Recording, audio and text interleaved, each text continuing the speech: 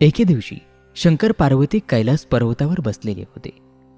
पार्वतींनी शंकरांना विचारलं, महाराज, सर्व व्रतांमध्ये चांगलं असं व्रत कोणते? श्रम थोडे आणि फळ पुष्कळ असं एखादं व्रत असलं तर मला सांगा. आणि मी कोणत्या पुण्याईनं आपल्या पदरी पडले हेही मला सांगा.